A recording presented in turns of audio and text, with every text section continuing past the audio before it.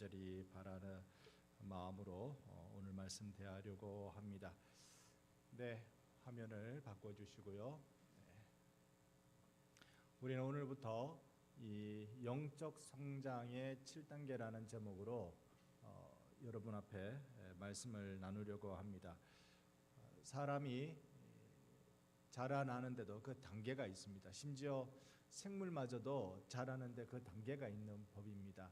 아름다운 나비가 그냥 태어나자마자 나비로 태어나는 것 아니었습니다. 애벌레, 번데기 이런 과정을 거쳐야 그래야 나비가 되듯이 우리가 하나님 앞에 아름다운 신앙생활의 신앙인으로 자라기 위해서는 뭔가 성경이 의미하는 단계가 있게 됩니다. 그것이 무엇인지를 우리가 오늘부터 총 7가지의 과정을 통하여서 7가지의 단계를 우리 같이 살펴보려고 합니다. 그래서 오늘은 이 서론과 1단계 회심에 대해서 여러분과 말씀을 나누겠고요. 그 다음에 내일부터 모레 이틀 동안에는 3가지씩 이렇게 나누어 총 7단계까지를 보는 시간 갖도록 하겠습니다. 그래서 오늘은 이 각 단계가 가지고 있는 의미를 간략하게 살펴보는 서론 부분을 먼저 여러분과 말씀을 나누겠는데요. 여기에 우리가 중요한 원리 하나가 있습니다. 그 원리가 성경 고린도후서 3장 18절 하반절을 우리 같이 한번 읽어보겠습니다. 그와 같은 형상으로 변하여 영광에서 영광에 이르니 곧 주의 영으로 말미암음이니라. 아멘. 그래서 우리는 이 하나님이 우리에게 바라시는 변화의 단계가 무엇인지를 기억할 필요가 있어요. 예수 그리스도의 형상으로 변하는 것, 그것이 그렇게 우리의 모습이 예수의 형상, 그분의 형상으로 변화하는 것이 그것이 하나님이 원하시는 우리의 변화의 단계라는 걸 우리 살펴볼 수 있습니다. 그러기 위해서는 영적인 성장이 일어나야 됩니다. 로버트 스티븐슨이 이렇게 말했죠. 우리가 어디에 있든지 그것은 또 다른 곳으로 가는 길 위에 한 단계일 뿐이다. 그러니까 우리는 여기에 정체되어 있어서 안심할 자들이 아니라 우리가 뭔가 주님이 원하시는 대로 더 나아가고 더 나아가는 그 일을 해야 하는 사람들이라는 것입니다. 자, 한번 이제 우리가 이 내용들을 한번 들여다볼 텐데요. 먼저 영적 성장이 가지고 있는 의미가 무엇일까? 우리가 2가지로 한번 보려고 합니다. 첫 번째가 뭐냐면 영적 성장은 당신이 하나님과 맺는 관계가 발전하는 것입니다. 우리가 하나님과 관계를 맺는 게 이게 더 깊어지고 더 발전되는 게 영적 성장입니다. 제가 23절 여러분 24절 예레미야 9장을 보겠습니다. 여호와께서 이와 같이 말씀하시되 지혜로운 자는 그의 지혜를 자랑하지 말라. 용사는 그의 용맹을 자랑하지 말라. 부자는 그의 부함을 자랑하지 말라.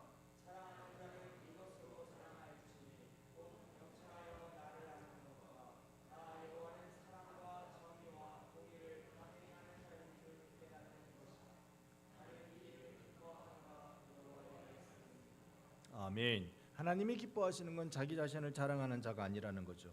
그래서 23절에 보면 계속 자랑하지 마라, 자랑하지 마라, 자랑하지 마라. 우리의 무엇을 자랑하지 마라라고 말하고 있습니다. 그리고는 우리가 자랑할 것은 하나님 아는 것, 그것이라고 말씀하죠. 여러분, 우리 기독교는요 관계의 종교입니다. 그러니까 내가 하나님과 어떤 관계를 가지고 있느냐, 아니면 또 내가 이웃과 어떤 관계를 가지고 있느냐, 이 관계 속에서 우리의 영적 성장이 일어납니다. 우리의 지식으로 일어나는 거 아니에요. 나 혼자 열심히 기도한다고 특별한 신비한 체험을 한다고 영적 성장이 일어나는 것 아닙니다. 그건 다종교 일이고요. 우리 기독교는 이 관계 속에서 영적인 성장이 일어나는 그런 생명의 종교라는 것입니다. 하나님과 동행하기 위해서는 하나님께로 어떻게 해야 된다? 뛰어나가야 한다라고 말씀합니다. 여러분, 오늘 이렇게 하나님 앞에 뛰어나갈 준비가 되셨습니까? 우리 주님 앞에 달려나갈 준비가 되셨습니까? 여기에 자랑하다라는 말은 무게를 둔다라는 원어의 뜻을 가지고 있습니다. 정말 내 삶에 제일 무게를 둬야 될 중심점은 나의 그 어떠함이 아니라 하나님이시다. 하나님을 아는 것이다. 하나님과 하나님을 아는 것에 내 삶의 무게를 두고 있다는 것을 우리가 기억하며 우리 오늘 달려나가는 시간 가져보기를 원합니다. 그래서 관계는 계속 지속적이고 점진적이고 역동적인 친밀함이 있습니다. 어떤 의미냐면 그냥 한번 사이좋게 지낸다라고 되는 것이 아니라 계속되어야 된다는 겁니다. 여러분, 결혼하고요,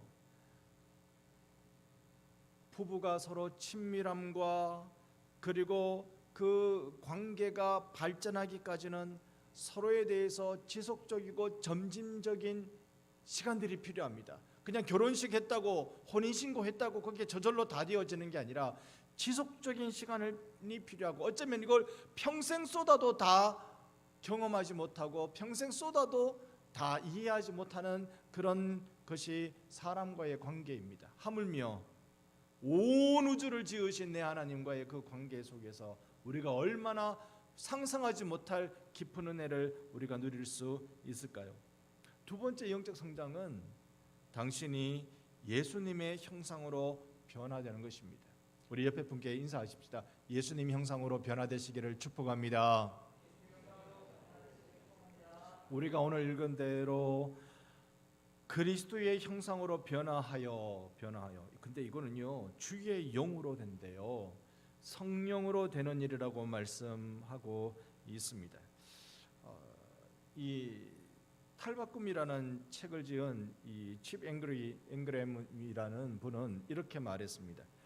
내면의 본질은 하나님의 비범한 역사가 아니고는 좀처럼 바뀌지 않는다. 사람이 안 바뀌어요. 짐승이 안 바뀝니다. 짐승은 그 본성에 따라 살아갑니다. 똑같아요. 사람도 안 바뀌어요.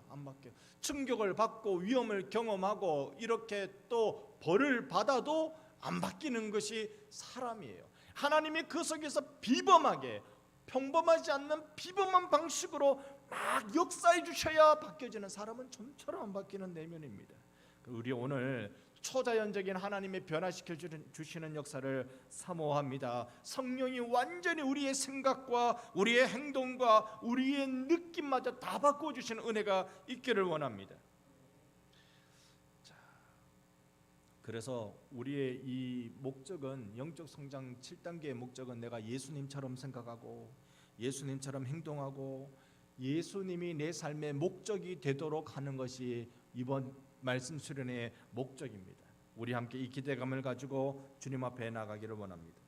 빌리 그레함 목사님은 그리스도인의 삶은 밖으로 나가는 것이 아니라 삶을 통해 가는 길이다라고 말한 바 있습니다. 내가 뭔가 내 삶을 버리고 내 삶의 바깥 부분에서 그것을 벗어나서 뭔가 영적 성장을 이루는 것이 아니라 이렇게 머리 아픈 내 삶 그 한가운데서 이루어지는 것이 바로 진정한 그리스도인의 영적 성장이라는 것이죠. 그 세 번째 의미는, 영적 성장은 성령 안에서 당신의 의존적인 행함이 확장되는 것이다. 이게 무슨 말씀인 거 아니요? 우리가 신앙생활을 하면 할수록 의지할 것밖에 없다는 걸 경험하는 거예요. 성령님을 의지할 것밖에 없다는 걸 더 많이 경험하는 거예요. 정말 더 놀라운 일, 더 큰 일, 더 위대한 일을 하기 위해서라도 성령님을 의지할 것밖에 없어요. 그래서 성령님을 의지하는 그 의존적인 행함이 확장되는 것, 그게 영적 성장이에요. 어마어마하게 의지 많이 하는 사람이 영적으로 큰 사람이라고요. 어마어마하게 의지를 많이 하는 사람. 나는 못하지만 성령님 하십니다. 나는 안 되지만 주님이 하십니다. 내 가정을 나는 주여 머리만 아픕니다. 나는 주님만 의지합니다. 여러분이 영적으로 성장하시기를 축복합니다. 이 영적인 성장이 일어나는 것, 갈라디아서 5장 16절에 이렇게 말씀하시죠. 너희는 성령을 따라 행하라. 성령을 따라 행하라. 그러면요, 육신의 욕심이 이루어지지 않아요. 우리는 끊임없이 자연인을 죽이고 끊임없이 영의 사람을 새롭게 함으로써 영적으로 성장한다라고 말합니다. 그러니까 나의 육신의 욕심, 육체의 욕심, 이걸 자꾸 죽이고 영의 사람, 성령님을 따라 행하려는 영의 사람을 자꾸 성장시키는 것, 새롭게 하는 것, 그 영적 성장을 기대합니다. 성령님 의지할 일을 살면 살수록 더 많다는 것 경험하게 되는 거예요. 여러분, 목회자가 목회하면 할수록 참 목회에 자신 없어지는 게 맞는 반응입니까? 틀린 반응입니까? 여러분 어떻게 생각하세요? 목회하면 할수록 참 나는 목회 자신 없다라고 느껴지는 게 맞는 반응이에요, 틀린 반응이에요? 이 밤에 여러분 반응 한번 해보세요. 저는 그거 맞다고 생각해요. 왜냐하면 내 힘으로 안 되는 걸 절감하거든요. 의지할 것밖에 없거든요. 정말 의지할 것밖에 없거든요. 여러분, 이게 어디 목회자뿐이겠습니까? 세월을 살아가는 모든 그리스도인들이 다 똑같지 않겠습니까? 직분을 가지고 계신 주님을 섬기는, 교회를 섬기는, 평생 눈물로 교회를 섬기는 장로님이나 참 땀을 흘리며 봉사하는 우리 집사님들이나, 기도하며 애쓰지만 당장에 열매가 보이지 않아 마음 졸이는 우리 권사님들이나 의지할 것밖에 없지요. 의지할 것밖에 없지요. 직분자 아니더라도 의지할 것밖에 없습니다. 그래서 여러분, 계속적으로 나 자신을 죽이고 예수 그리스도를 의지하는 영적으로 성장이 있는 여러분 되시기를 축복합니다. 우리가 영적 성장 이야기할 때 잘못 생각하고 있는 게 있어요. 그릇된 개념이 있다는 말이죠. 그것을 한 세 가지 정도로 여러분과 좀 나누고 싶은데요. 첫 번째 그릇된 개념은, 영적 성장은 사람이 고안한 방법을 통해 일어난다라고 착각하고 있는 것입니다. 사람의 계명으로 교훈을 삼아 가르치니 나를 헛되이 경배하는도다. 너희가 하나님의 계명은 버리고 사람의 전통을 지키느니라. 사람의 전통을 지키면 영적으로 성장할 것이다라고 생각하는 것, 인간이 고안한 방법으로 기도 하루에 몇 시간 하면 된다고 생각하는 것, 성경을 1년에 몇 번 읽으면 된다고 생각하는 것, 여러분 기도하고요, 말씀하고요, 이거는 불을 떼는 겁니다. 불을 떼는 거. 불을 뗀다고 힘이 납니까? 전기차가 있어야 힘이 나지. 전기차에다가 불을 떼야 힘이 나지. 불만 뗀다고 되는 게 아니란 말입니다. 여러분, 그 전기차는 뭐냐면 여러분과 여러분의 인생이에요. 거기다가 이 전기차를 떼야 돼요. 거기다가 내 인생을 벗어나서 아무리 할렐루야 충만 이러고 있다고 그 사람의 영적으로 성장하는 게 아닙니다. 정말로 영적인 성장은 내 삶에다가 말씀의 불을, 기도의 불을 떼야 돼요. 오래전에 말씀드렸습니다만 한 외국 신학자가 우리나라에 와서 깜짝 놀랐습니다. 그리고는 집회를 위해서 왔으니까 많은 자기를 도와주는 분들하고 식사도 하고 만남의 자리를 갖잖아요. 마지막 집회를 다 끝내고 이제 돌아가는 때 한마디 이렇게 해요. 와, 한국교회 대단합니다. 제가 한국교회 제 집회뿐만 아니라 주일 예배를 가보고 이렇게 해도 한국교회만큼 이렇게 열심히 모이는 데는 정말 못 봤습니다.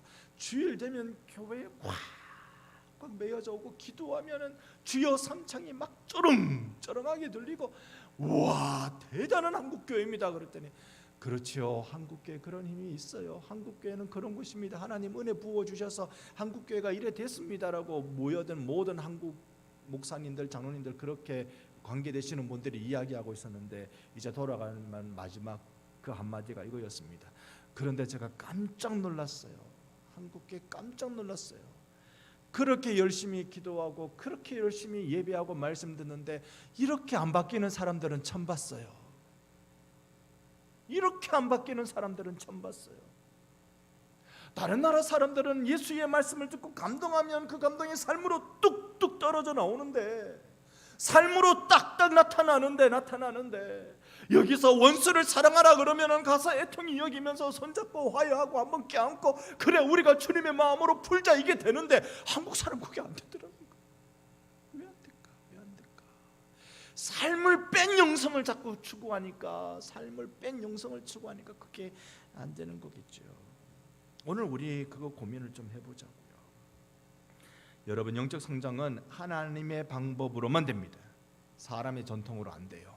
사람의 전통으로 안 됩니다. 두 번째 그랬던 개념이 뭐냐면요, 영적 성장은 성경 없이, 성령 없이, 예수님 없이도 일어난다. 여러분, 영적 성장에 있어서 원천이 중요합니다. 여러분, 원천은 성경입니다. 성경이 영적 성장의 원천이에요. 그러면 성경의 주인공이 누굽니까? 예수님이십니다. 예수님이 요한복음에 이런 말씀하셨죠. 내가 곧 길이요 진리요 생명이라고. 다른 데는 길이 없고 다른 데는 진리가 없고 다른 데는 생명이 없는 줄 믿습니다. 예수 안에만 있어요. 예수 안에만. 그래서 우리가 예수 안에서만 영적 성장을 이룰 수 있습니다. 이 없이도 된다라고 생각하는 것, 성경을 통해 성령의 조명을 통해 예수 그리스도를 통해서 일어나는 이 영적 성장을 우리는 기대해야 하는데 잘못 생각하는 이들이 많이도 있다는 것입니다. 특별히 심각하게 잘못 생각하고 있는 부분이요, 영적 성장은 쉽고 신속하고 고통 없이 이룰 수 있다는 것입니다. 그렇지 않아요. 3절에 보니까 너희 믿음의 시련이 인내를, 4절에 인내가 우리의 온전함을. 여러분, 영적 성장은요, 고통이 동반됩니다. 예수 믿으면 아무런 걱정거리가 없고, 예수 믿으면 고통도 없고 눈물도 없고, 그건 천국 가야 그래요. 천국 가야 그래요. 이 땅에서 하나님 나라 이루는 데는 고통이 있어요. 고통이. 그러니까 찰스 스펄전 목사님이 그리스도인이 됨으로써 겪는 고통은 모두 성장을 위한 고통이다. 예수 믿고 고통스러워지셨어요. 그게 성장을 위한 고통이에요. 여러분, 영적 성장을 위한 고통입니다. 성장통이라는 말입니다. 보통 4살에서 10살 정도까지 성장통을 겪지요. 좀 청소년 성장통도 있다고 하는데요. 저는 그런 거 잘 모르고 자랐는지 모르겠습니다만, 뭐 다리가 길어진다고 알고 빼야 하는 애들도 있대요. 튼튼해진다고 그러는 그런 성장통이 있습니다. 우리가 그리스도인이 되면서 나타나는 영적 성장통은 어떤 게 있을까요? 이거 없이도 된다. 기다림, 실패, 오해, 실수, 연약함, 단조로움, 두려움, 이것을 통해서 여러분 영적 성장의 복을 누릴 수 있는 귀한 기회라는 사실을 기억해 주십시오. 내게 고통은요, 주님 허락 있어서 찾아오는 것입니다. 나를 성장시키기 위한 것이라는 겁니다. 영적 성장에 대한, 그러면 우리가 올바른 생각은 어떻게 해야 되느냐? 영적 성장은 오직 성령에 의해서만 이루어집니다. 성경 말씀 같이 읽어봅니다.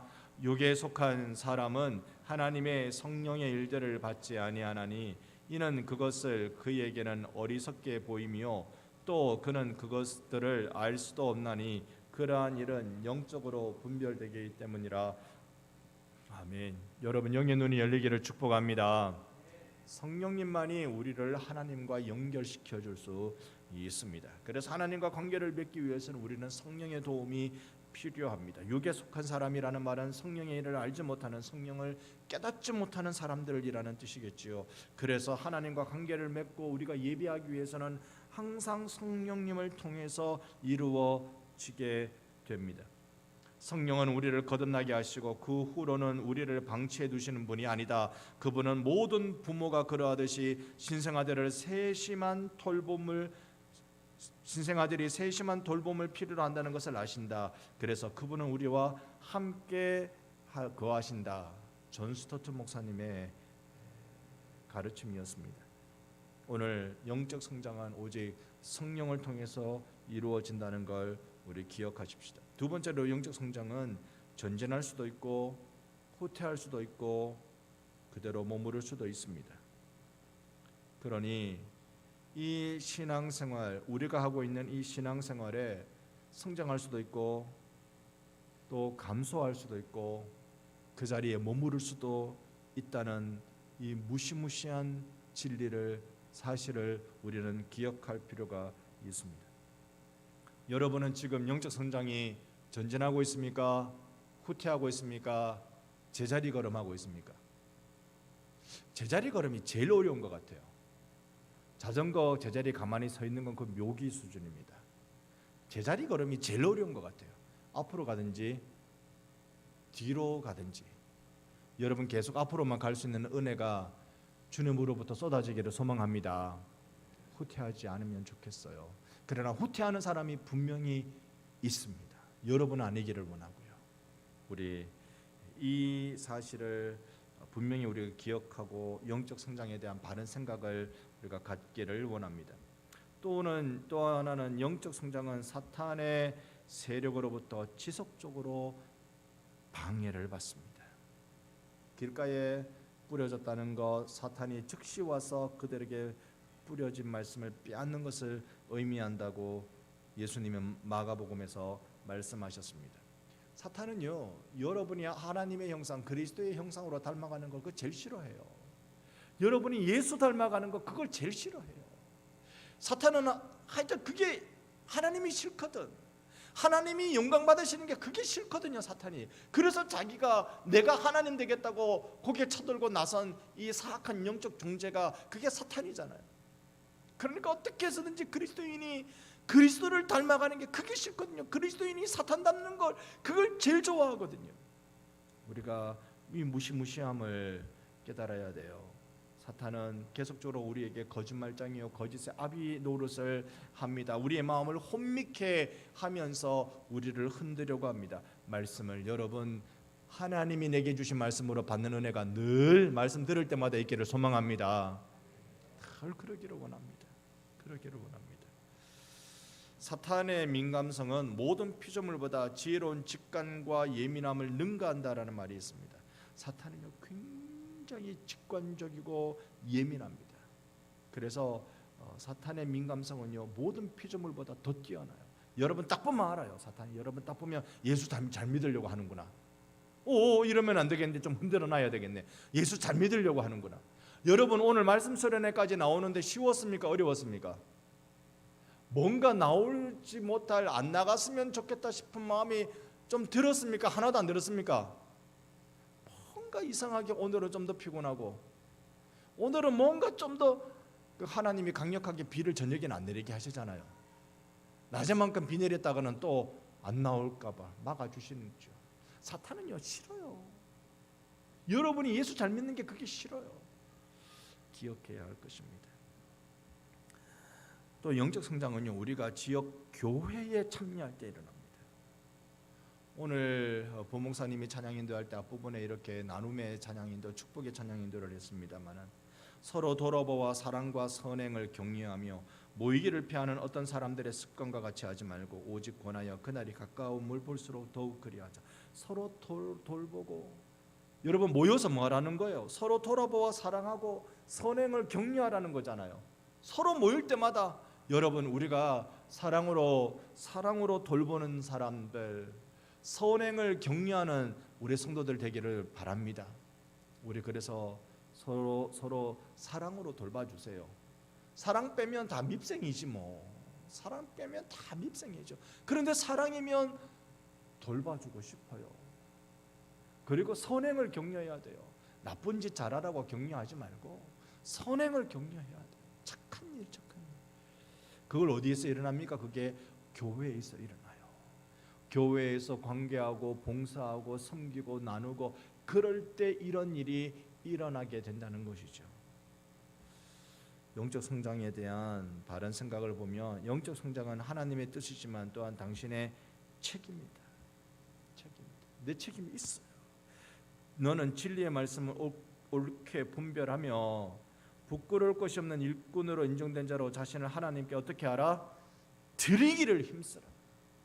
오늘 여러분을 하나님께로 드리기를 힘쓰시기를 바랍니다. 내 삶을 하나님께 드리기를, 나를 그냥 하나님 앞에 던지기를 우리는 바라야 하는 것입니다. 헬렌 켈러를 여러분 다 아시죠? 태어날 때부터 앞도 못 보고 말도 못하고 그 헬렌 켈러가 이런 말을 한번 했습니다. 나는 나의 삶을 그냥 살지 않을 것이다.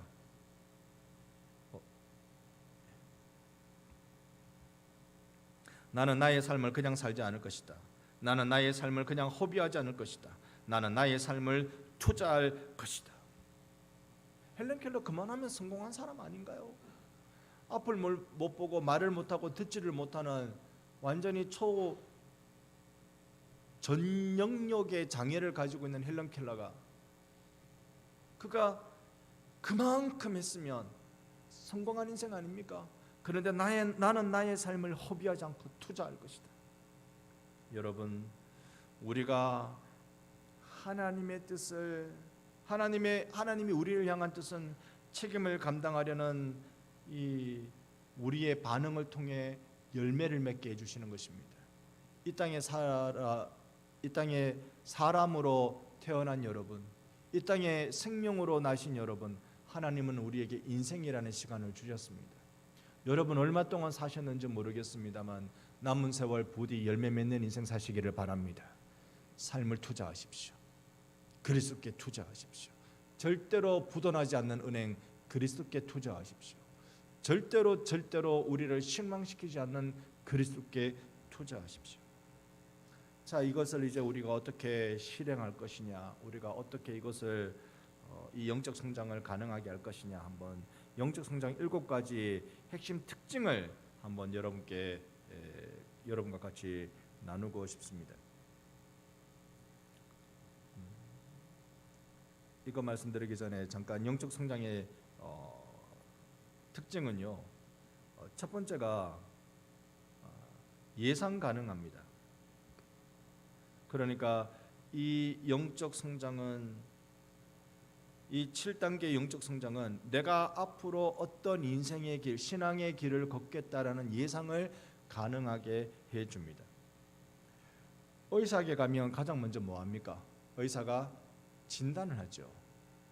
물으면서 증세가 어떻습니까? 라는 문진을 하든지, 아니면 직접 진맥을 짚어보든 청진기를 대든 또는 의학적인 그 기계를 사용하든, 그래서 이렇게 진단을 하고 그 사람의 상황을 알면 지금의 현 단계와 다음 단계를 예측할 수 있는 것입니다. 그리고 영적 성장의 이 7단계는 모든 사람을 위한 겁니다. 하나님의 영적 성장 원리는 어느 특정한 사람에게 해당되는 것이 아니라 모든 사람에게 다 해당됩니다. 여러분 이번 말씀 수련회 동안 한번 7가지 단계를 한번 들어보십시오. 그리고 마음을 열고 한번 받아보십시오. 모든 사람에게 다 해당되는 단계입니다. 그리고 여기엔 목적을 지니고 있습니다. 어떤 목적인고 하니요?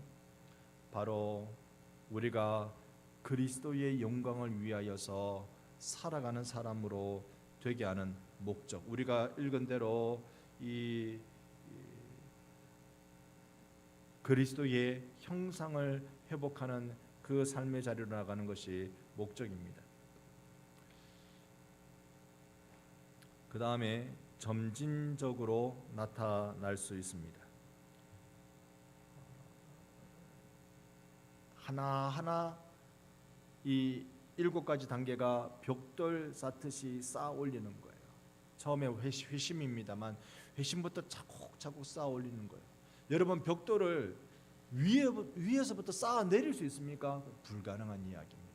신앙의 성장에 있어서 소위 위의 것만 이야기하고 그것만 추구하는 건 세울 수 없는 건축물을 꿈꾸는 것입니다.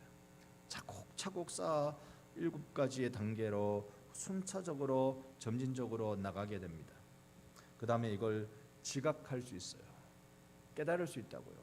아, 내가 지금 여기 있구나. 아, 내가 이렇구나. 자신의 부족함을 나누고 변화의 경험을 나눔으로 나 자신을 발견하는 그런 일이 일어나게 될 것입니다. 그리고 이 7단계는 유익합니다.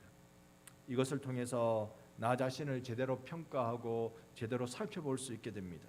우리가 자신에 대해서 제대로 평가 못하면 신앙인들은 제일 많이 빠지는 데가 어디냐면 교만이에요. 이만하면 내가 잘한다. 그러면 여러분의 시간, 여러분의 열정 다 낭비하게 됩니다. 아까운 교회 생활의 그 시간들이, 그 열정들이 다 낭비가 되게 됩니다. 냉철하게 자신을 평가하고 자신의 장점과 단점을 파악하고 겸손히 하나님의 도우심을 구하는 자세로 우리를 이끌어 줄 것입니다. 여러분, 우리의 분명한 삶의 목표를 잡아주는데 우리는 자꾸 속도에 익숙해 있습니다. 그러나 속도보다 방향이 중요합니다. 지혜로운 사람은 방향을 잘 잡는 사람이고 실력은 방향을 결정하는 능력입니다.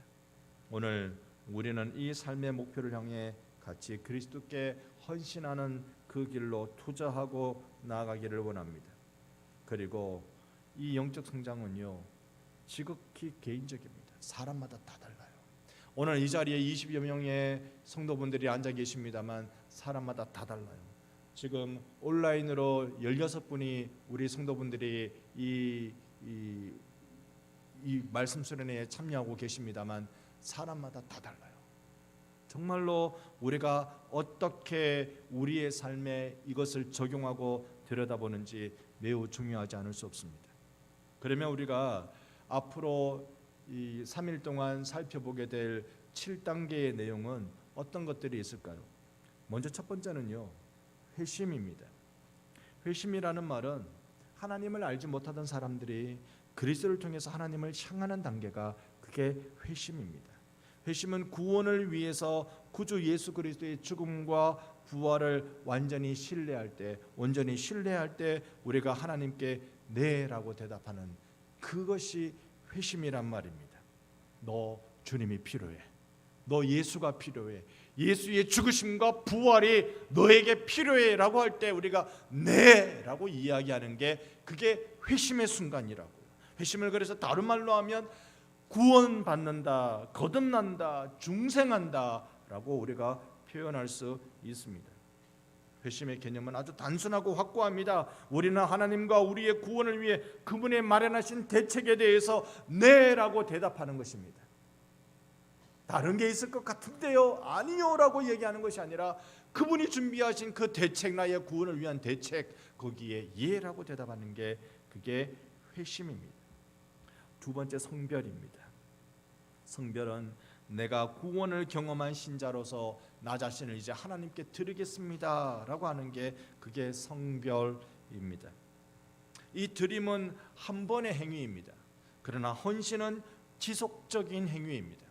여러분, 결혼으로 비유하면 제일 잘 알 수 있습니다. 결혼 서약은 한 번 합니까? 두 번 합니까? 많이 할수록 좋습니까? 결혼 서약은 한 번 합니다. 한 번 합니다. 그런데 그 한 번 결혼 서약을 했다고 다 이루어집니까? 헌신해야 돼요. 그 서약을 지키는데 헌신은 지속적으로 늘 새롭게 일어나야 되는 거예요. 이 성별이 그런 겁니다. 내가 구별된 건, 하나님께 나 자신을 구별해 드리는 건 딱 결정하는 건 한 번이고, 그리고 계속적으로 헌신해 나가는 겁니다. 세 번째 단계가 행실입니다. 외부적 품행이 나타나는 것을 말합니다. 우리 자신을 성별하면 성별할수록 우리가 다루고 싶지 않은 문제를 주님이 다루기 시작합니다. 예수님을 믿고 교회를 다니고 이제 조용히 신앙생활만 하면 될 것 같은데, 그래서 하나님, 이 구원의 은혜를 받고 보니 나 자신을 주님께 드려야 되겠군요. 주님 앞에 구별해 드립니다. 하나님, 내 세속에 물들지 않고 주님께 구별해 드립니다라고 작정하고 또 그렇게 지속적으로 헌신하고 결단하는데, 여기에 주님이 딱 나를 바라보시면서 지적하시는 데가 있어요. 너 행실, 이건 결국 죄를 말하죠. 너의 행실을 바꾸어야 돼. 행실을 바꾸어야 돼. 주님께 그 말씀을 여러분 듣고 계십니까? 그 지적을, 그 영적인 지적을 받고 계십니까? 행실이에요. 온행심사예요. 주님이 너 그거 바꾸어야 돼. 우리가 외부적으로 드러나는 품행, 가장 기본적인 건요, 외부적으로 드러나는 품행 중에 가장 기본적인 건 말입니다. 말에는 사투리냐 표준어냐 그거 문제 하나도 아닙니다. 목소리가 크냐 작으냐 그거 문제 하나도 아닙니다. 정말 말의 문제는 뭐가 문제죠? 그 속에 담긴 의도, 그 속에 담겨있는 감정, 그게 중요합니다. 여러분, 야 이놈의 새끼야, 이게 좋은 뜻으로 쓰여질 수도 있고 나쁜 뜻으로 쓰여질 수 있다는 걸 여러분 아세요? 우리가 보기에는 새끼 그러면 욕이잖아요. 새끼라는 말이 좋은 뜻으로 쓰여질 때도 있고 나쁜 뜻으로 쓰여질 때가 있어요. 정말 상대방을 욕하려고 할 때 그 말을 쓰면 그건 굉장히 나쁜 말이에요. 그런데 어이구 내 새끼, 어이구 내 새끼, 그건 좋은 말이에요. 우리의 품성이 어떻게 드러나느냐, 언행심사. 여러분, 우리가 주님의 새로운 빛 아래에서 우리의 품성을 주님이 보여주실 때 주님의 거룩함을 추구하고 하나님께 순종하는 마음으로 나가는 우리 반순교회가 되기를 소망합니다. 그 다음에 네 번째가 교제에 대해서 이야기할 거예요. 교제, 우리가 내일 보게 됩니다마는 회심한 성도가 하나님께 자신을 구별해드리고 거룩한 외적인 품행을 향하여 나아갈 때 마음속에 하나님을 더 알고 싶은 열망이 일어납니다. 그래서 하나님과 교제하고 싶은 마음이 생겨나요. 우리가 하나님과 교제하고 싶은 마음 생겨날 때 가장 대표적으로 나타나는 교제 방법이 두 가지가 있습니다. 무엇이죠? 따라합시다. 말씀과 기도 생활. 딱 두 가지예요. 말씀과 기도 생활을 통해서 하나님 만나거든요. 달리 하나님 만날 거라고 여러분 마음대로 방법을 고안해내지 마시고 성경이 분명히 말씀하시는 말씀과 기도로 하나님 만나요. 오늘 여러분 말씀을 대하셨어요? 오늘 낮에 안 대하셔도 괜찮아요. 저녁에 이렇게 말씀 수련회 오시면 좋아요. 제가 이 말씀 수련회 할 때 옆에다가 온라인으로 몇 분이 참여하시는가 이렇게 다 보고 있거든요. 이제 드디어 20분이 넘었어요. 20명이 넘게 이 온라인으로 듣고 계세요. 오늘 하루 종일 내가 말씀 생활 못했더라도 수요 예배 나오고 말씀 생활 하려고 들으려고 노력하고 귀합니다. 그러나 여러분이 직접 성경책을 읽고 묵상하는 게 중요합니다. 잠언 말씀 하루에 한 장씩, 한 달에 한 번, 그렇게라도 여러분 한번 실천해 보시기를 바랍니다. 그리고 기도로 하나님과 사귐이 시작되죠. 그리고 다섯 번째가 품성입니다. 행실이 하나님을 알도록 내부적으로 이끌고 내면을 변화시키기 시작하는 것. 그러니까 이제 내가 외부적으로 잘해야지라고 이런 의식적인 면뿐만 아니라 내 내부, 내 내면에서 내가 하나님 앞에서 변화되기 시작하는 것, 내 품성이 바뀌어지는 것, 인격이 다듬어지기 시작하는 그 순간이 있습니다. 그 다음이 핵심입니다. 핵심이라는 말은 하나님과 교제가 깊어지고요, 품성이 변하기 시작하면 그 다음에는 자연스레 나는 주님을 위해서 무엇을 할 수 있을까? 내가 주님을 위해서 뭔가 하고 싶은 마음이 생겨나요. 내가 주님을 위해서 하고 싶다는 것, 존재의 핵심을 말하는 것입니다. 우리의 만족이 아닌 그리스도를 위한 참된 동기가 생겨나기 시작하는 거죠. 예수님 때문에 나 이거 하고 싶어졌어요. 예수님 때문에 나는 봉사하고 싶어졌어요. 예수님 때문에 나는 주일학교 아이들 신발 정리하고 싶어졌어요. 예수님 때문에 나는 아이들 앞에 마음껏 뛰노는 모습을 보여주고 싶었어요. 예수님 때문에 나는 차량 봉사를 하고 싶어졌고 내 차에 누군가를 태우고 싶어졌어요. 어느 은퇴하신 장로님의 말씀이었습니다. 저는 참 그 장로님 존경합니다마는 당신이 차를 살 때 그냥 자가용 세단으로 사시는 게 아니라 지금으로 치면 SUV 같은 거죠. 사람이 좀 많이 탈 수 있는 그 차를 사셨대요. 왜 그러셨냐면 당시에는 구역장을 하셨어요. 그러니까 우리가 예전에 구역장은 이제 저녁 깜깜할 때 많이 모였거든요. 그러다 보니까 성도들을 데리고 많이 태우고 오려고, 또 주일학교를 위해서 많이 태워서 교회에 오려고, 그러려고 그렇게 하셨대요. 내가 주님을 위해서 무엇을 하고 싶을까? 그것이 내 삶의 선택의 순간에 결정의 근거가 되기 시작했다는 거예요. 여러분이시기를 축복합니다. 마지막 일곱 번째가 통합입니다. 이게 여행의 정착지죠. 모든 삶의 조각이 하나로 모이기 시작합니다. 큰 에너지와 헌신을 가지고 하나님의 부르심을 추구하는 그런 단계에 이르게 되는 것입니다. 이때는 우리의 모든 우선순위가 재조정돼요. 그래서 재능과 영적 은사와 경험이 하나님의 목표를 이루는데 집중하게 됩니다. 온전히 헌신된 자로 세워지게 된다는 것입니다. 히브리서 11장 6절 같이 한번 읽어봅니다. 믿음이 없이는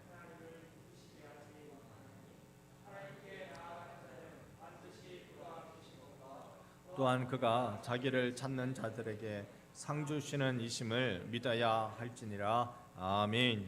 아멘. 기독교 신앙은 시도되어 보고 부족한 것으로 여겨진 것이 아니다. 오히려 어려운 것으로 여겨져 시도조차 되지 않는 것이다. 얼마나 심각한 체념입니까? 해보고 안 되니까 참 부족한 것이네 라고 이야기하는 것이 아니라 시도도 해보지 않고 어렵다고 여기는 것입니다. 당신이 그것을 위해 사는 것이 그것을 위해 죽을 가치가 있는지를 확실히 하라. 내가 무엇을 위해 사느냐, 그 삶에 얻고 싶은 목적, 추구하고 싶은 그 목적을 위해 나는 죽을 수 있는가에 대한 답을 내라는 거예요. 나는 재물을 위해 살고 싶다. 재물을 위해 죽을 수 있습니까? 나는 건강을 위해 살고 싶다. 건강을 위해 죽을 수 있습니까? 내가 무엇을 위해 살고자 할 때 그것을 위해 내가 죽을 수 있는지를 확실히 해라는 거예요. 확실히 해라. 그래서 가족이 목표가 될 수가 있죠. 가족을 위해서 죽을 수 있으니까 가족이 목표가 될 수 있어요. 그러나 우리에게는요, 그리스도입니다. 그리스도를 위해 나는 살리라. 왜냐하면 그것을 위해 나는 죽을 수 있기 때문입니다. 오늘 우리가 배우게 될 7가지를 같이 이야기를 좀 해봅니다. 이 단계를 따라서 우리의 신앙은 자라게 되어져 있습니다. 첫 번째가 회심입니다. 당신은 그리스도를 당신의 구세주로 영접하기 위한 준비 과정에 있다는 것입니다. 그리고 여러분이 이미 그리스도를 영접하셨습니다. 그리고 성별, 당신은 자신을 그분께 드리는 과정에 있습니다. 행실의 단계에 있는 분들은요, 당신이 그분의 기준에 자신의 행실을 맞추는 과정에 있습니다. 아, 주님이 이렇게 살기를 원하시는구나. 그렇게 나를 맞추는 과정에 있어요. 교제 단계에 있으신 분들은 당신은 예수 그리스도와 정기적으로 깊이 있게 교제를 나누는 과정 중에 있습니다. 5번째, 품성의 단계에 있는 분들은 당신은 주님께서 당신의 내면적 자아를 변화시켜서 점점 더 그리스도를 닮아가도록 하시는 과정에 있습니다. 6번째, 핵심 과정에 있는 분들은 당신은 주님께서 당신의 가장 깊은 동기를 변화시키는 과정에 있습니다. 마지막 통합 과정은 당신은 당신의 시간, 은사, 재물을 모두 사용해서 주님의 일을 촉진시키기 위해 노력하는 과정에 있습니다. 이 7가지의 단계는 우리에게 내가 지금 여기 있구나 라는 것을 깨닫게 해 줍니다. 여기에 있다고 생각할 때 어쩌면 나는 2단계와 3단계 경계선쯤에 있습니다. 아니면 4단계에서 해결되지 않는 문제로 5단계에 머물고 있을 수도 있습니다. 그러나 이 영적 성장의 7단계에서 분명한 목적은 우리가 지금 어디에 있고 어디를 향하고 있고 거기에 도달하기 위해서 무엇을 해야 하는지 정확하게 하기 위함입니다. 그래서 여러분, 우리가 늘 우리의 삶 속에 짧은 시간이지만 시간을 내어서 기도하고 하나님의 영이 우리의 삶의 영역에서 어떻게 일하시는지를 자세히 우리에게 보여달라고 기도해야 할 것입니다. 중세 신비주의자라고 일컬어지는 중세의 경건한 그리스도인의 말이 있습니다. 토마스 캠피스의 말인데요. 자신을 아는 겸손한 지식이 학문을 깊이 추구하는 것보다 하나님께 이르는 더 확실한 길이다. 여러분, 신학을 해야 하나님께 이르는 것이 아니라 자신을 겸손히 아는 것, 자신을 아는 겸손한 지식이 하나님께 여러분을 확실하게 이끌어 줄 것입니다. 자, 이렇게 해서 우리는 소론적인 단계를 같이 봤고요. 이제 우리 1단계인 회심의 단계에 대해서 간략하게나마 여러분께 좀 짧은 시간 동안 좀 말씀을 드리려고 합니다. 자, 이 영적 성장에서 우리는 이제 1단계 회심에 대해서 말씀을 좀 드리겠습니다.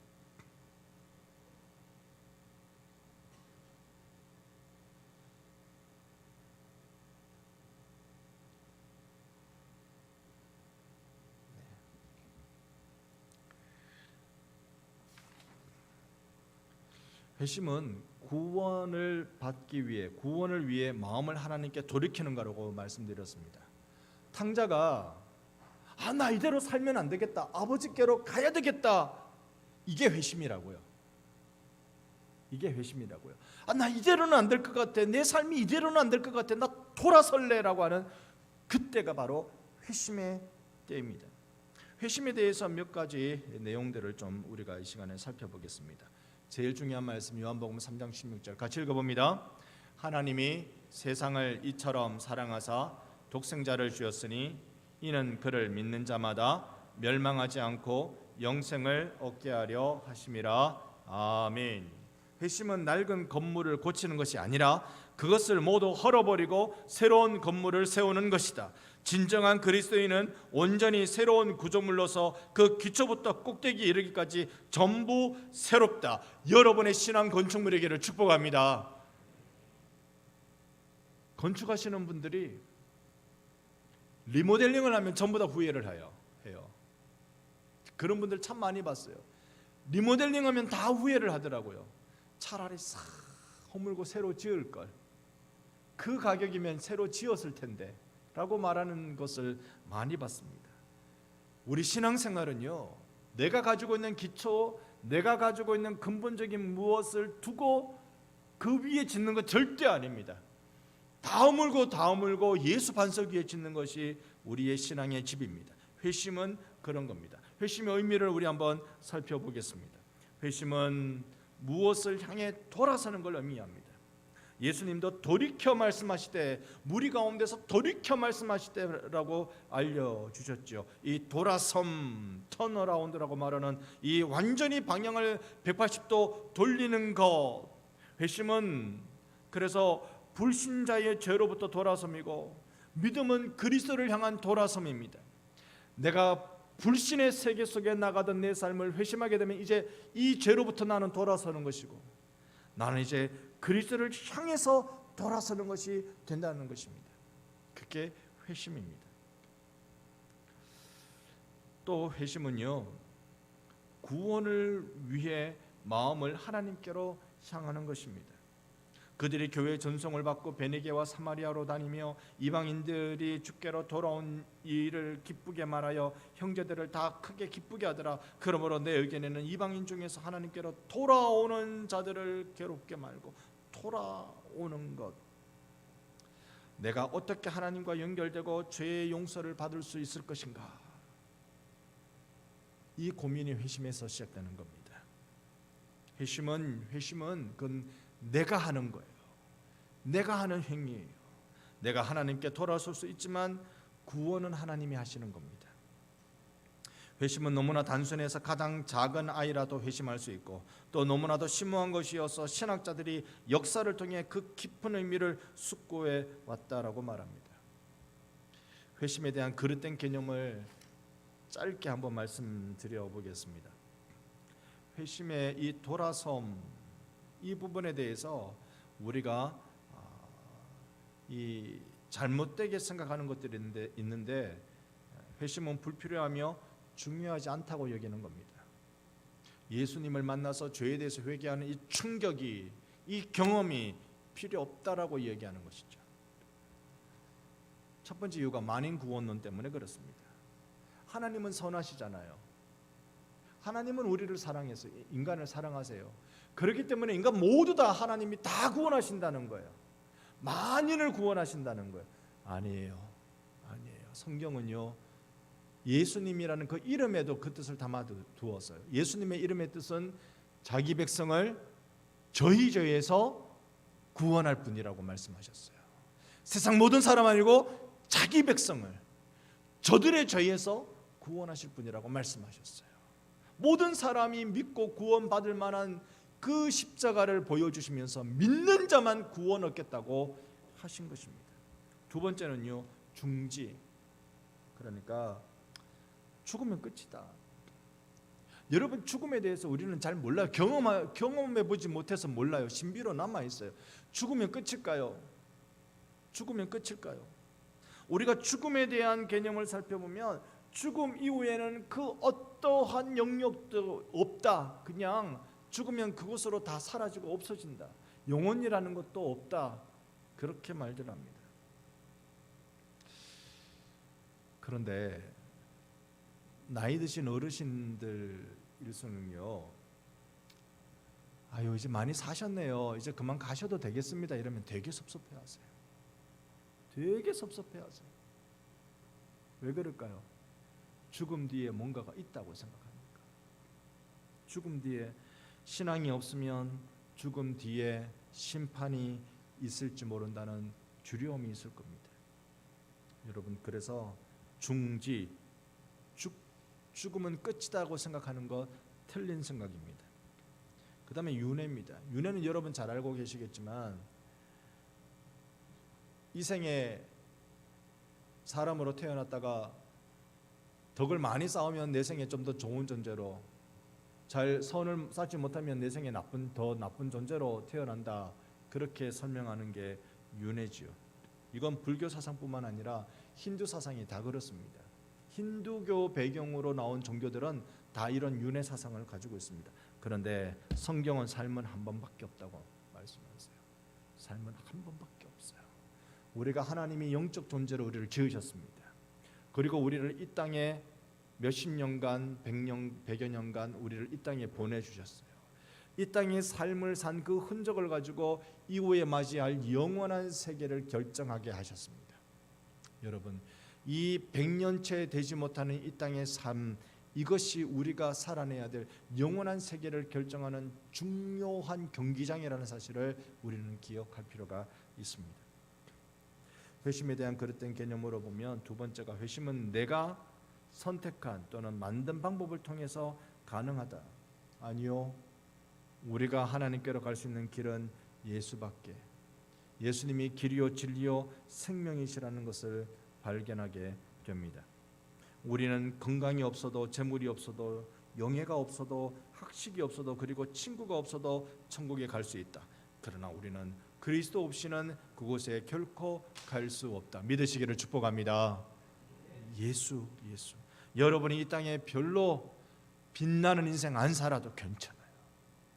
빛나지 않아도 괜찮아요. 심지어 주눅 들고 살아도 여러분 하나님은 여러분을, 예수 믿는 여러분을 받으셔서 그리스도를 통하여 천국으로 여러분을 인도해 주실 것입니다. 이 땅의 삶에 너무 희비를 나누지 마십시오. 천국에서 진정한 희비가 갈려지게 되는 것입니다. 세 번째가 그릇된 개념은, 회심은 불가능하다. 왜냐하면 많은 사람이 하나님에 대해 듣지 못했기 때문이다. 늘 이런 말 할 때 이순신 장군은 구원받았습니까? 안 받았습니까? 누가 저한테 물으면 좀 모르겠다 그래요. 왜냐? 그 당시에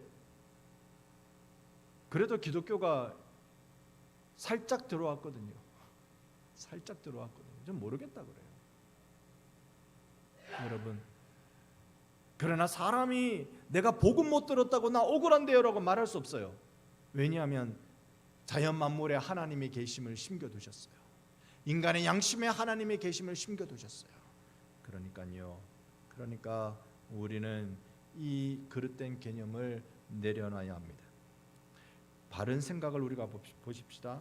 회심의 문제는, 하나님은 죄의 대가로 사망을 정하셨다. 죄의 삭은 사망으로 하셨어요. 그러니까 인간은 너나 할 것 없이 이 사망의 존재가 된 것입니다. 우리가 이 부분을 분명히 잘 기억해야 됩니다. 하나님의 기준은 완전합니다. 죄에 대한 하나님의 기준은 분명합니다. 죄의 대가는, 죄의 삭은 사망이라고 정해 주셨습니다. 인간이 이 사망의 그늘을 벗어날 수 없습니다.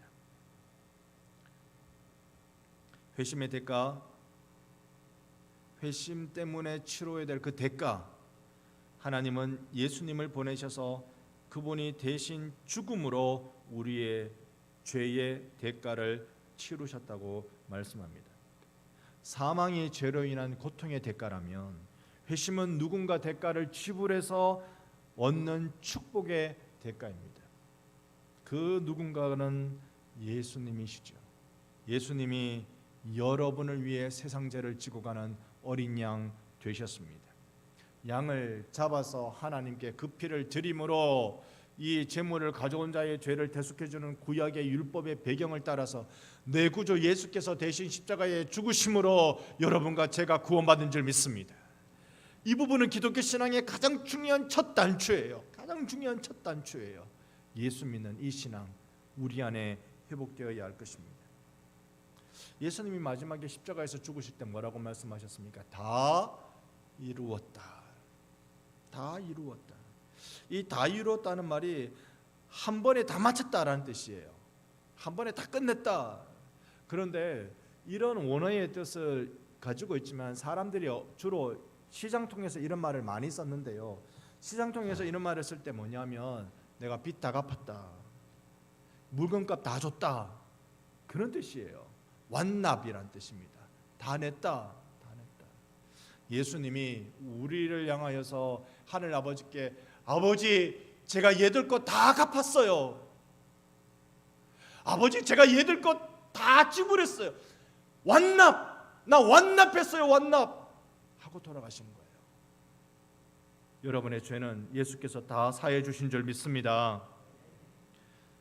구원은 공짜다. 왜냐하면 누군가가 대신 지불했기 때문이다 라고 말한 바 있습니다. 우리가 회심의 대책을 한번 봅시다. 이 회심이 가지고 있는 대책, 예수님은 모든 시대의 모든 사람을 위해, 온 세상의 모든 죄를 위해 죽으셨다는 겁니다. 선한 사람들에게 그들의 선이 충분치 않음을 보여준 것은 십자가였다. 이해되세요? 저 사람 법 없이도 살 사람이라 해도 아니요, 천국 가지 못합니다. 오직 예수의 십자가만이 우리의 선을 완전케 해줍니다.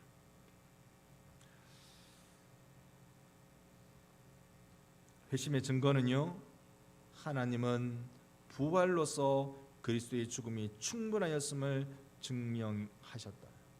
예수의 부활을 보니까 그 십자가에 대신 죽으시는 그 희생이 완전했다는 걸 우리에게 증명해 주고 있습니다. 예수 그리스도는 무덤을 박차고 나오셨고 내 마음 속에서 폭발하셨다. 오늘 여러분의 마음속에, 회심한 여러분의 마음속에 하나님이 그리스도로 폭발하는 은혜가 있게 해주시기를 바랍니다. 내 인생에 그리스도로 통하여 폭발하는 은혜, 예수의 신앙 때문에 폭발하는 은혜, 그분이 무덤을 박차고 부활하심으로 나에게 오셨기 때문에 그렇습니다.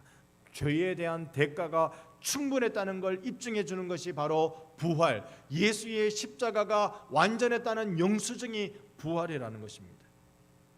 예수님은 하나님이 하늘로 데려가셨죠. 왜 데려가셨을까요? 더 이상 이 땅에서 예수의 십자가, 다시 십자가가 필요하지 않기 때문에 그렇게 하신 거예요. 다시 십자가가 필요하지 않은 겁니다. 회심의 과정에서 하나님은 구원을 위해 예수님을 믿도록 모든 사람을 초청하셨습니다. 그래서 그리스도와 내가 그에게로 들어가, 예수께서 나에게로 들어와 나와 더불어 먹고 나는 그리스도와 더불어 먹게 되는 이 구원으로 모든 사람들을 초청하십니다. 십자가는 세상의 중간, 시간의 중간, 운명의 중간에 꽂혀 있습니다. 십자가는 하나님의 마음에 꽂혀 있습니다. 우리는 영원하지 않고 시간을 제한을 받지만 영원하시고 시대를 초월하신 그리스도께 우리가 연결되어 있다는 것입니다. 죄가 사함을 받는 것이 예수의 놀라운 회심으로의 초대입니다. 자, 그러면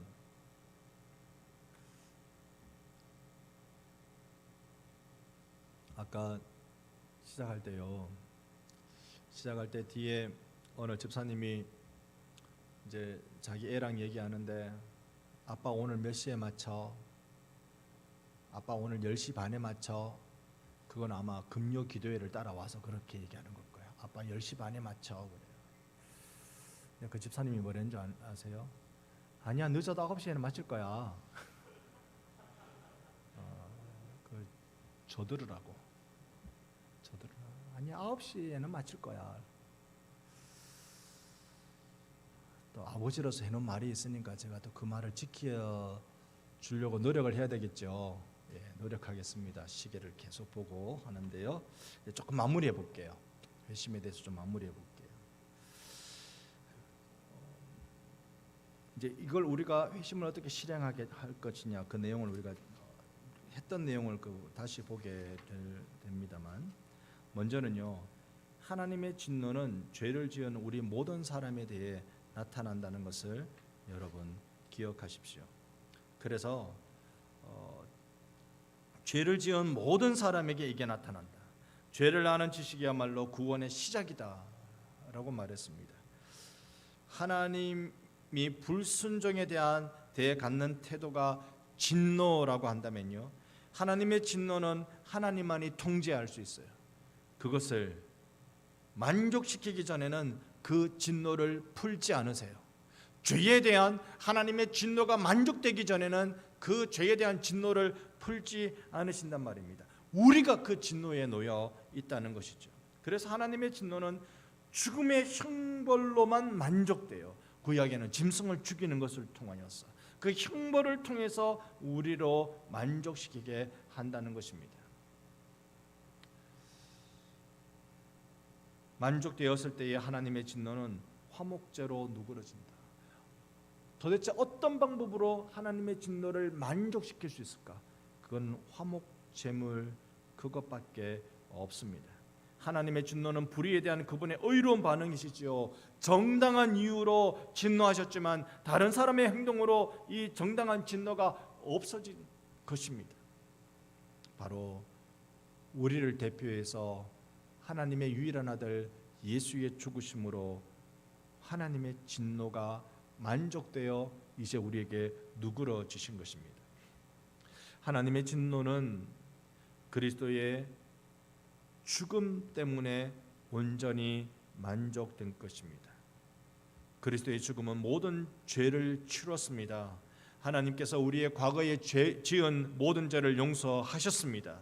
그리고 우리가 또 죄를 지으면 다시 진노하시는 분이 아니십니다. 예수 그리스도 때문에 그 진노를 누그러 때리시는 것입니다.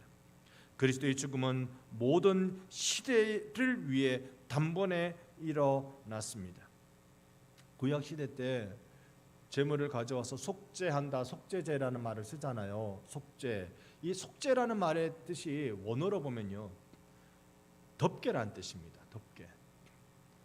그러니까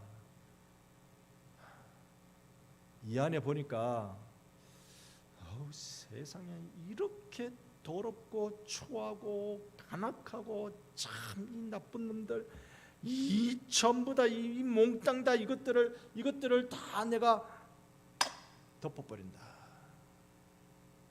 이게 덮개예요. 다 무엇으로? 예수의 피로 다 덮어버린다. 다 덮어버린다. 우리의 신앙의 세계는요, 우리의 죄를 하나하나 꺼내놔서 너 이거 변명해봐, 너 이거 회복해봐, 너 이렇게 해봐. 그래서 신이 나에게 이 죄를 용서해 주는 것이 아니라 덮어버리는 거예요. 아들 예수의 피로 덮어버리는 거예요. 여러분에게 임한 은혜인 줄 믿습니다. 덮어버리는 거예요.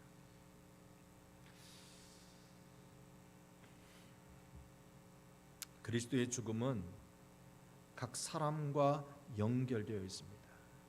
단번에 죽으심으로 모든 사람에게 효력을 가질 수 있는 능력, 엄청난 능력을 가지고 있는 이 그리스도의 속죄가 그 사람의 개인에 따라 받아들일지 말지, 거기에 따라 그 결과는 그 개인의 결정에 따라 이루어지게 됩니다. 이 부분에 대해서는 서로 신학이 두 가지의 이야기를 하고 있습니다만 나중에 기회 될 때 말씀드립니다만, 분명한 건 하나님 입장에서는 절대적인 주권으로 우리를 구원하여 주시고, 우리 입장에서는 예수를 믿어야 구원받는 것입니다. 기억할 필요가 있죠. 회심 단계의 이정표가 있습니다. 먼저는요, 여러분 인정하십시오. 여러분이 잃어버린 자, 탕자라는 사실, 스스로 나를 구원할 수 없다는 사실을 여러분 인정하시기 바랍니다. 꼭 기억하십시오. 두 번째가 당신은 오직 그리스도의 죽음을 통해서만 구원받을 수 있음을 동의하십시오. 하나님이 마련하신 이 대책 이거밖에 없다는 것을 여러분 동의하십시오. 예, 그렇군요. 주님. 그거밖에 없습니다.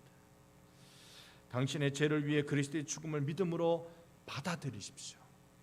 받아들이십시오. 예수의 죽음이 여러분에게 생명이 되도록 받아들이십시오. 네 번째가 당신의 구원받은 것을 확인하십시오. 십자가로, 말씀으로 확인하십시오. 성령께서 말씀하셨습니다. 우리가 보내신 자를 믿는 자는 영생을 얻었고 심판에 이르지 않는다고 말씀하셨습니다. 예수를 영접하는 그 순간 사망에서 생명으로 옮겨지는 줄로 믿습니다. 여러분 늘 성령 안에 거하면서 이 구원을 확인하십시오. 이건 진리의 말씀을 곱씹으면서 확인하는 것입니다. 마지막 다섯 번째가 당신이 영적으로 자라도록 적용하십시오. 이제 여러분이 자라야 됩니다. 회심은 순간에 일어날 수 있습니다. 그러나 죄악으로부터 새로운 삶으로의 변화의 과정은 길고 힘든 여정이 될 것입니다. 이 말씀의 적용을 이제 우리는 말씀의 적용을 해야 하는 시점에 와 있는 것입니다. 베드로 전서 말씀에 보면 갓난아기들 같이 순전하고 신령한 젖을 사모하라. 이는 그로 말미암아 너희로 구원에 이르도록 자라게 하려 함이니라 라고 말씀합니다. 갓난아기는 신령하고 순전한 젖을 사모합니다. 사모하셔야 돼요. 말씀을 사모하셔야 돼요. 내 입엔 달고 내 배에서 쓴 적용하기 어려운 고통스러운 그 말씀을 여러분 사모하셔야 돼요. 어린아이는 우유 먹고 자랍니다. 젖 먹고 자랍니다. 그런데 젖될 나이 되면 젖을 떼고 이유식을 먹어야 되고요. 밥을 먹어야 되고요. 그리고 그 나이에 맞게끔 아이 매워하고 못 먹던 그런 음식들을 자라면서 매콤한 음식도 먹어야 되고요. 거친 음식도 먹을 수 있어야 되고 그래야 건강해지는 겁니다. 예수님을 믿고 오냐오냐 잘하지 마세요. 오냐오냐 거기에 길들여지지 마세요. 여러분 예수님을 믿고 거친 인생을 살아내십시오. 예수님을 믿고 정말로 하나님 앞에 이 거친 삶을 살아내면서 주님을 위해 무릎을 펴는 그런 삶으로 우리 나가야 할 것입니다. 한 영혼의 회심은 한순간의 기적이지만 온전한 그리스도인이 되는 것은 일생의 작업이라는 것을 기억하시고 이제 우리 같이 주님 앞에 신앙의 변화의 단계에 나가십시다. 주님이 우리에게 원하시는 것은 변화의 단계라는 걸 기억하시고 예수 안에서 승리하는 여러분 되시기를 주님의 이름으로 축원합니다.